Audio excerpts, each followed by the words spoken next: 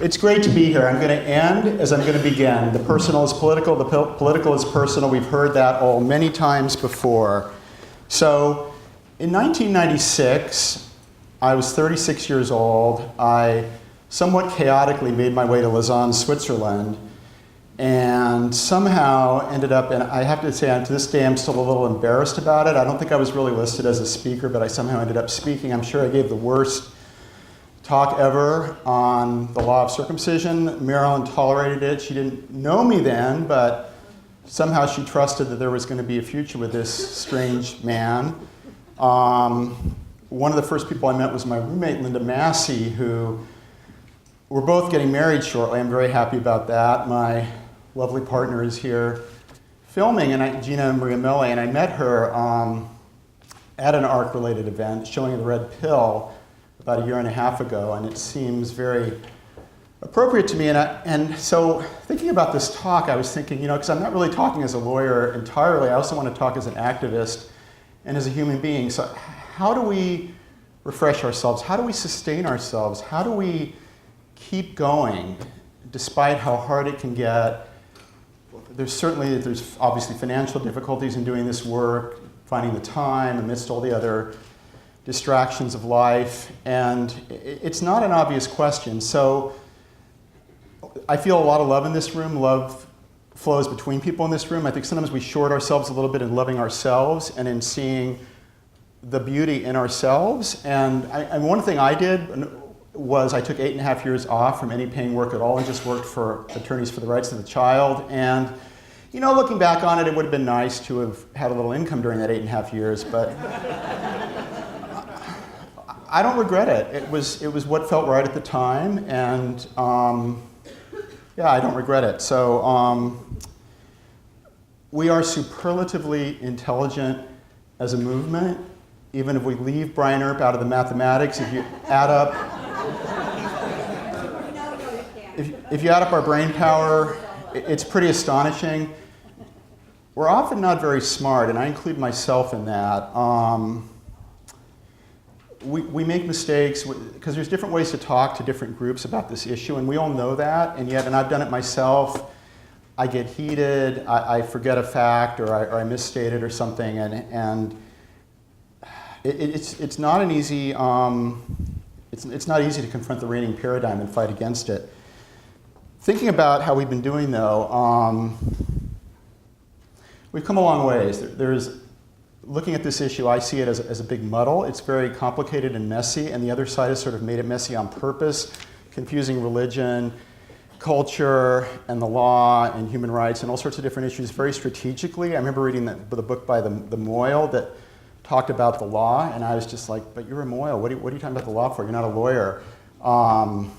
He's a Moyle, and he's also a doctor. Anyway, the other thing that I think about with this issue is discomfort.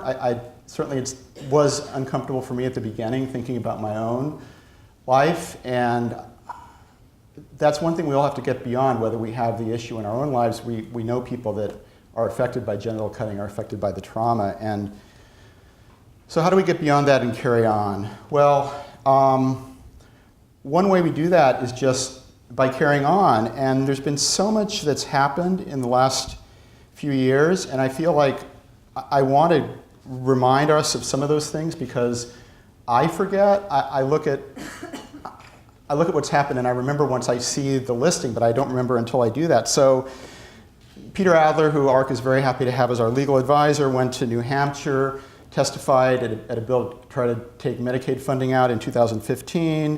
The Massachusetts Senate considered a bill that would outlaw genital cutting.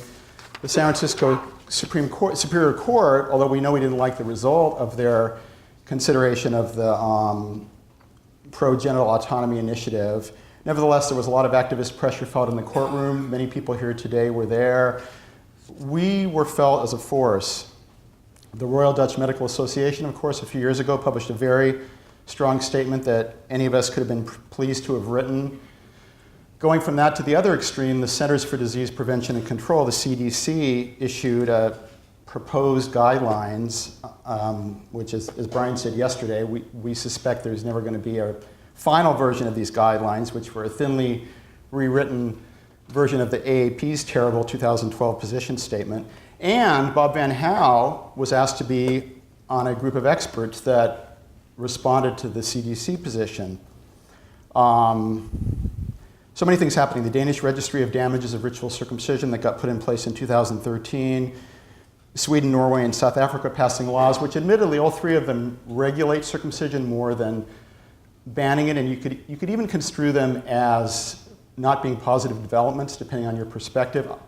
I would argue, though, when I look at where we were when I joined the movement, and some of us have been involved longer than I have, but we've come so far. And I look around this room, and I remember Martin Naveau and I meeting on Market Street in the 90s at his then workplace, and so many memories in this room. It's really incredible. And I think this is all relevant. It may not sound like it, but I went to Boulder in 2014, and Hida Valoria was speaking, and I was blown over by how brilliant she was. And I was like 15 years old. Do I talk to her? Do I not talk to her?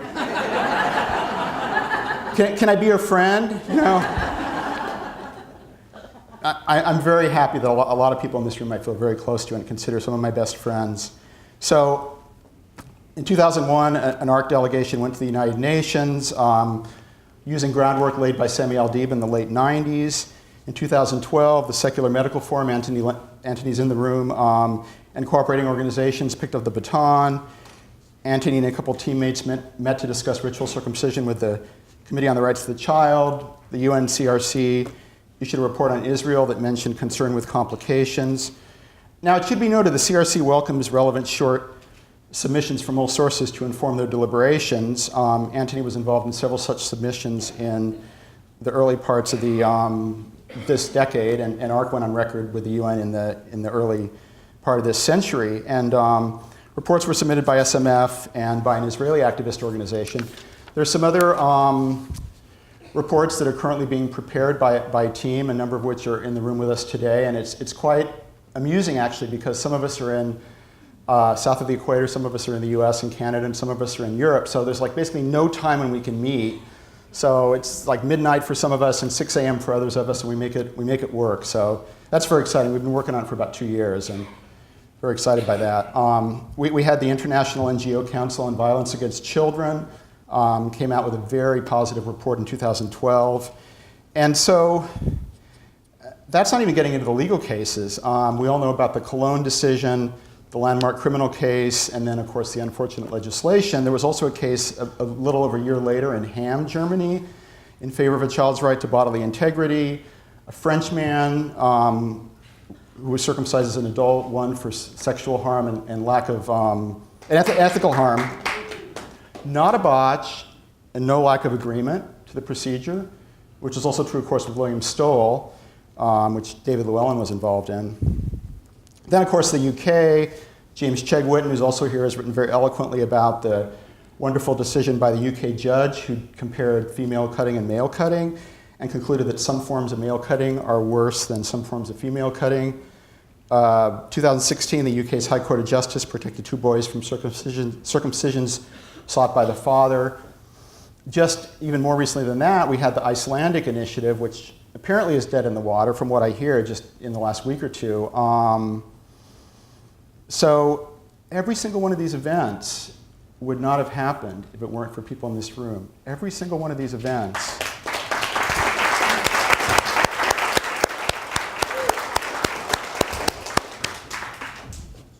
So here's another thing that happened. Somebody looked at my organization's website, and I gotta say, our website isn't that good. It needs revising. It doesn't look that good. And I've worked very hard to have us have an objective tone, not extreme. Antony's been my tutor, and James has been my tutor, and Brian Earp's been my tutor on these things. Objective, just the facts, calm, button up. Not really my personality, I'm really more of an activist, but somebody looked at our website and asked us, Peter Adler played a totally instrumental role, Aubrey Tyrone, who's not here, Angel, Alonzo Tyrone, her husband, all played an instrumental role. And our ragtag group went to Charleston, South Carolina in 2013, and we actually beat the pants off of the American Academy of Pediatrics. And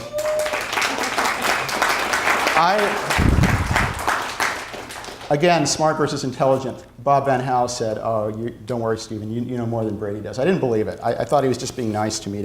We all know more. I mean, Angel Turon stood up and talked about being an intact man and having a physician father.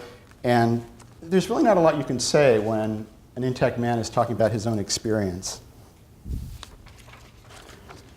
Yeah, 2 of the 5 doctors on the panel listened to what Peter and Angel and Aubrey and I said and changed their minds. I'm sitting here in the second day.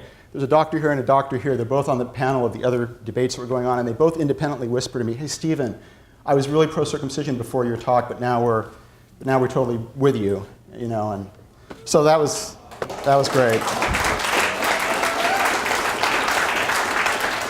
So, thank you. So, legal cases. Haven't always turned out exactly how we've hoped. Adam London, if anyone can remember that case from the late 80s. Flat versus Cantac, Bolt versus Bolt. I only had 2 cases that I litigated in, one of which was in Queens. Laurie Evans alluded to it, I think.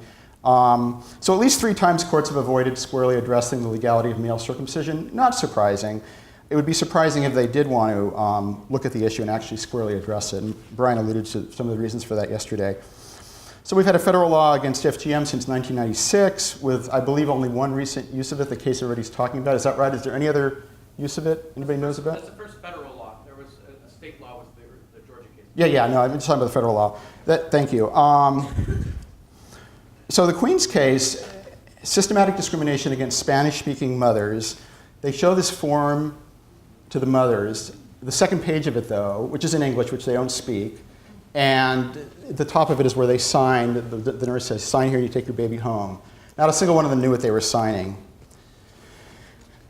We had an unfavorable judge and some missteps by some of the co-counsel, the local co-counsel we associated. So what are the barriers to accepting our movement? Why haven't we already won? Why haven't we already won? Well, we're winning. Historically, we had a lack of press coverage, which is changing quite a bit.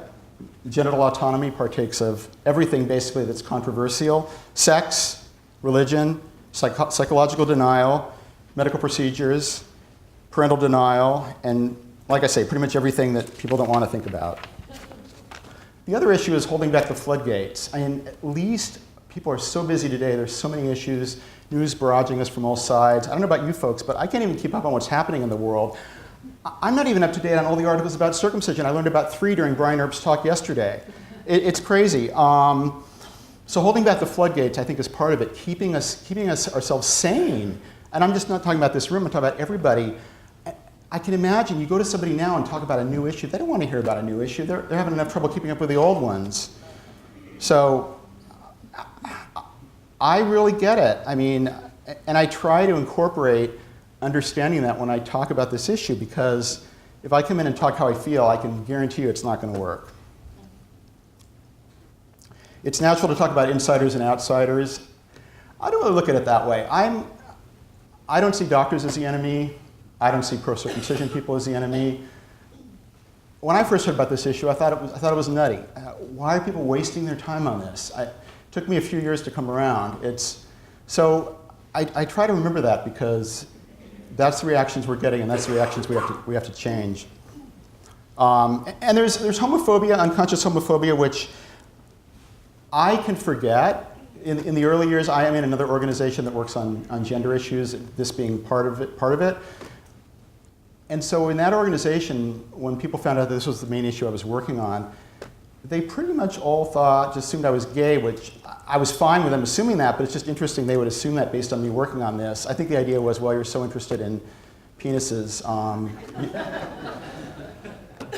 But now the same organization is doing things to support our work that I don't even know about. They'll go do something, they'll go respond to some event or write some article, and they'll tell me later, and I didn't even write the thing, and it looks like something I could have written. So that's another great step forward. So we've been in the New York Times, we've been on the BBC, a number of prominent activists. Al Jazeera asked John Geishecker to participate. MSNBC and Georgianne Chapin seem to be very closely linked. The Huffington Post and IA. The National Post had me write an article, which was great. They basically didn't edit it.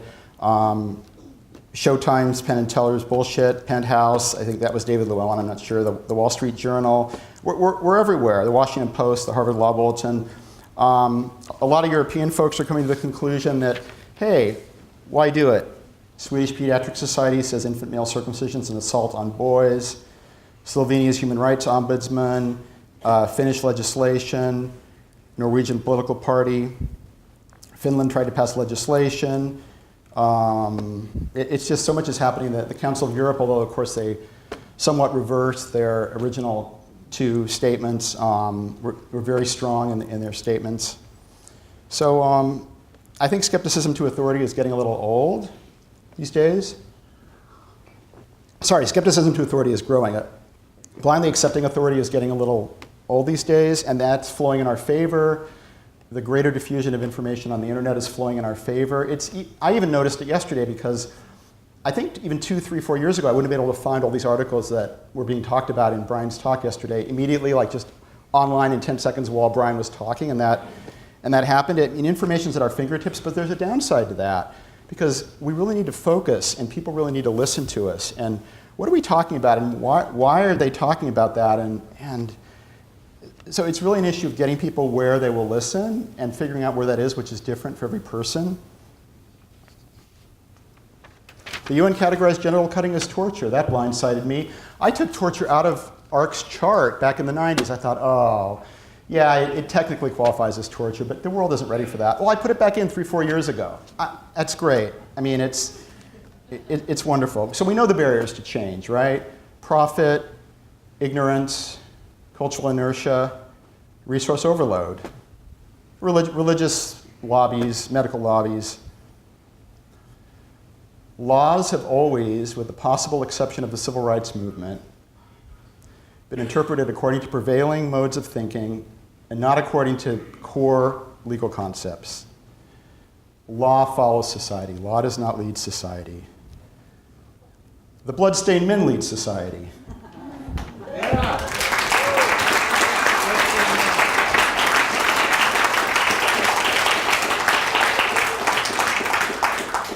Brother K leads society. I love Brother K, and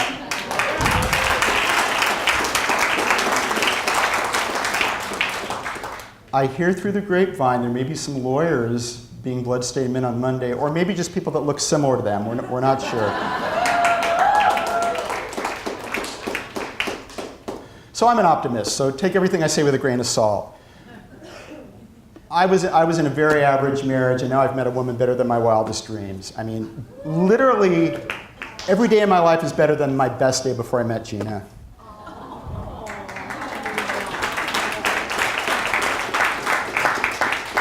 So on the bright side, while the path of justice is admittedly bumpy, I do believe it curves upward in the long run, and time is on our side. Oddly enough, FGM is our friend in the long run in ending all forms of genital cutting. And I just do not think it's sustainable. Maybe for 5 years, possibly for 10. I doubt 10, possibly. It's not sustainable in the long run to have such a marked disjunction between FGM and MGM, even with the prejudices that society apparently has. It just can't be sustained indefinitely. The curve of justice moves upward. It's like a stock market. It can go down. It doesn't go up uniformly. But I do believe we're going to win in the long run. And the trick is keeping our spirits up. Genital autonomy is an exceptional issue, characterized by numerous muddles and creating discomfort. Where do we go from here? We have a choice as to whether to follow the reigning paradigms or to challenge these paradigms. And I think we've all made our choice on that decision in this room. The personal is political for us too, and I bless every single person in this room. Thank you all so much.